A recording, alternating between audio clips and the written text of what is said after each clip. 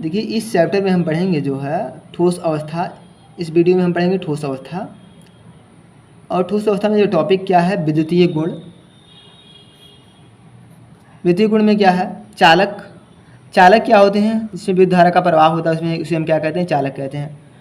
और इसके अलावा विद्युतरोधी क्या होता है, जिसमें धारा का प्रवाह नहीं होता उसे हम क्या कहते हैं, विद्युतरोधी कहते हैं या कुचालक कहते हैं। अर्धचालक में क्या होती है, धारा की प्रवाह होती है, हाँ, ताप वगैरह बढ़ाते हैं, धारा और थोड़ी सी बढ़ जाती है ना, ये होती है। तो हम जो है ये अब हम इसकी चालकता के आधार पर पढ़ लेते हैं क्या होती है। देखिए चालक में क्या होती है, सबसे पहले हम ये पढ़ते हैं विद्युतरोधी क्या होता है। विद्युतरोधी में क्या होता है, जो चालकता होती है पदार्थ की कितना होती है, 10⁻⁻20 से 10⁻⁻10 ओम इनवर्स मीटर इनवर्स होती है। ये चालकता होती है विद्युतरोधी, मतलब इसमें धारा का प्रवाह बिल्कुल भी नहीं होता है इसमें। इसके बाद हम आ जाते हैं अर्धचालक पर। अर्धचालक में क्या होती है, इसमें जो चालकता होती है पदार्थ की 10⁻⁻10 ओम इनवर्स मीटर इनवर्स से 10⁴ ओम इनवर्स मीटर इनवर्स होता है, या महो मीटर इनवर्स कह सकते हो। अच्छा सुचालक में क्या होता है, चालक में क्या होता है, इनकी जो चालकता होती है 10⁴ ओम इनवर्स मीटर इनवर्स से 10⁷ ओम इनवर्स मीटर इनवर्स होता है, ये होती है विद्युतीय गुण। अभी इसके बाद आ जाते हैं बैंड सिद्धांत क्या होता है। देखिए बैंड सिद्धांत के अनुसार जो है तत्वों में या पदार्थों में क्या होती है, तत्वों में दो प्रकार के बैंड पाए जाते हैं। एक होता है संयोजक बैंड, अगला होता है चालक बैंड या चालन बैंड। देखिए जो इलेक्ट्रॉन चालक बैंड में पाए, मतलब संयोजी जो इलेक्ट्रॉन जो है संयोजी कुल मिला के जो इलेक्ट्रॉन संयोजी बैंड में पाए जाएंगे उसे क्या कहेंगे, संयोजी इलेक्ट्रॉन। जो इलेक्ट्रॉन चालन बैंड में पाए जाएंगे उसे हम क्या कहेंगे, चालक बैंड कहते हैं। देखिए जो चालक बैंड होता है ये ऊपर होता है थोड़ा सा, जैसे कि इस तरीके से, इसकी ऊर्जा ज़्यादा होती है। जैसे कि ये मान लेते हैं कैसी है, ये संयोजी बैंड है ना, और इसके ऊपर क्या होता है, ये चालक बैंड होता है, चालक बैंड ना। और इन दोनों के बीच जो गैप होता है इसे हम क्या कहते हैं, बैंड ऊर्जा या बैंड गैप कहते हैं। संयोजक बैंड तथा चालक बैंड के मध्य ऊर्जा के अंतर को हम क्या कहते हैं, बैंड गैप या ऊर्जा अंतराल या बैंड ऊर्जा कहते हैं। देखिए धातुओं में होता क्या है, बैंड गैप क्या होती है, बहुत ही मतलब नहीं होती है, बिल्कुल होती ही नहीं है। मतलब इसमें क्या होते हैं, चालक बैंड, संयोजी बैंड और चालक बैंड क्या होते हैं, एक दूसरे पर क्या होते हैं, आच्छादित होते हैं। इसमें धातु में क्या होता है, संयोजी बैंड और चालक बैंड क्या होते हैं, एक दूसरे के ऊपर होते हैं। और इसमें क्या होता है, जो ई का मान होता है, मतलब बैंड ऊर्जा का मान होता है वो कितना होता है, 0 होता है। लेकिन अधातुओं में क्या होती है, बैंड गैप क्या होती है, बहुत ज़्यादा होती है। मतलब जो संयोजी बैंड है और जो चालक बैंड है इनके मध्य जो गैप होगा ये क्या होगा, बहुत ही ज़्यादा होगा, अनंत होगा। अर्थात ये क्या होते हैं, कुचालक होते हैं, इसमें धारा का प्रवाह नहीं होता है। लेकिन उपधातु में जो बैंड गैप होती है इसकी कुछ ना कुछ मान होती है, मतलब अधातु से कम होता है और ये धातु से थोड़ी सी क्या होती है, धातु से ज़्यादा होती है बैंड गैप। तो ये है बैंड सिद्धांत। अब हम थोड़ी सी इसमें और एक पढ़ लेते हैं थोड़ा सा, धातु अधातु और उद्धात, शायद इसका कोई मतलब नहीं है। जैसे कि हम ये सब तो जानते ही हैं, लेकिन पढ़ लेते हैं थोड़ा सा। देखिए धातु क्या होते हैं, वे तत्व जो कि इलेक्ट्रॉन त्याग कर धनायन बनाते हैं उन्हें हम क्या कहते हैं, धातु कहते हैं। और इसके लास्ट में क्या आता है, अम आता है। जैसे कि magnesium, calcium, aluminium, scandium, iron. Iron क्या होगा, लास्ट में ना है, लेकिन ये क्या है, धातु है, याद रखना। हीलियम क्या है, लास्ट में एम है, लेकिन क्या है, अधातु है, अपवाद है, याद रखना। अधातु वे तत्व जो कि इलेक्ट्रॉन त्याग कर इलेक्ट्रॉन ग्रहण करके ऋणायन बनाते हैं उन्हें हम क्या नाम देते हैं, अधातु नाम देते हैं या ऋण विद्युतीय तत्व कहते हैं। और धातुओं के क्या नाम देते हैं, धन विद्युतीय तत्व कहते हैं।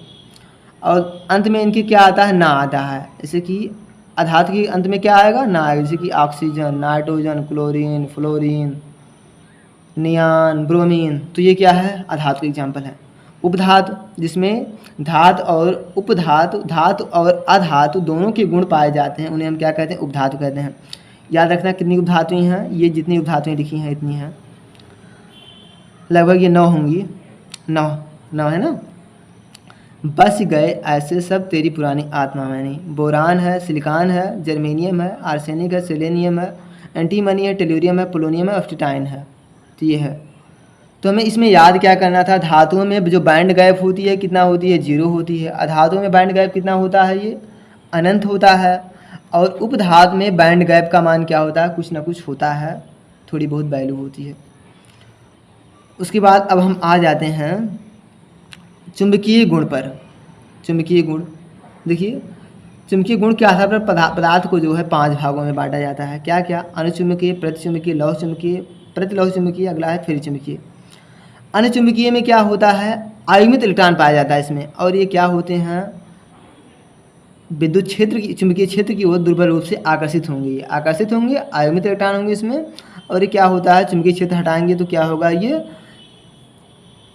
मतलब अनुचुंबकीय हो जाएंगे, अपना चुंबकत्व खो देंगे। ये एग्जाम्पल क्या होता है, जैसे O2 है, ऑक्सीजन है ये।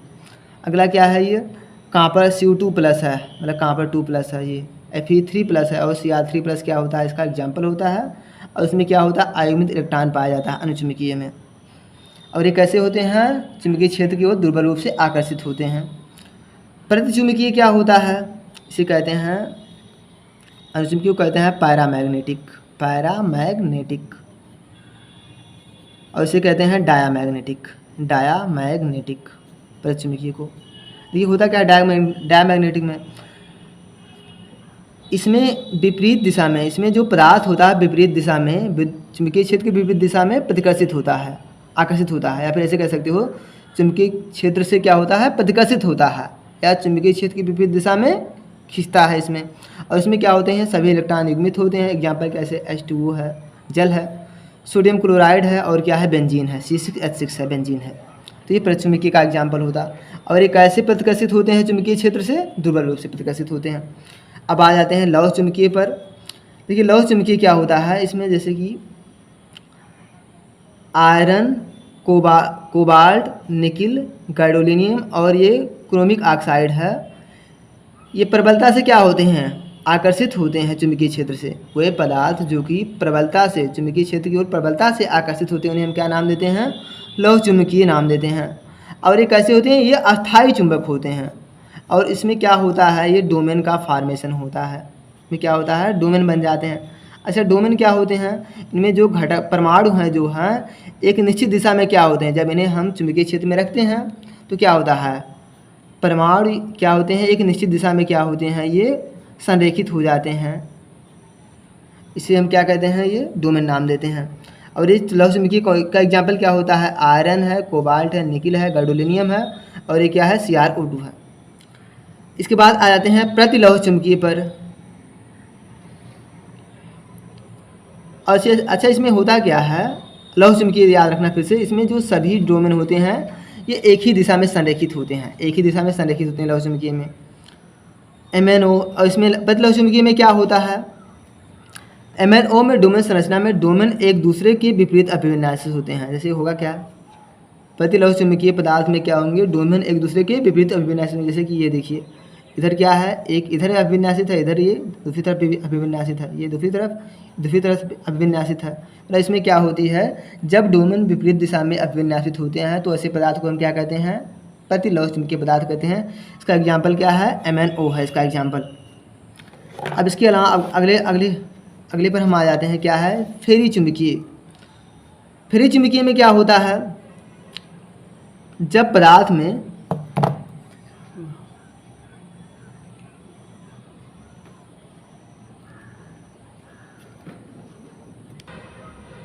देखिए प्रतिलौह चुंबकीय में क्या होता है, जब डोमेन जो है एक दूसरे के विपरीत दिशा में अभिविन्यासित होते हैं तो ऐसे पदार्थ को हम क्या नाम देते हैं, प्रतिलौह चुंबकीय पदार्थ नाम देते हैं।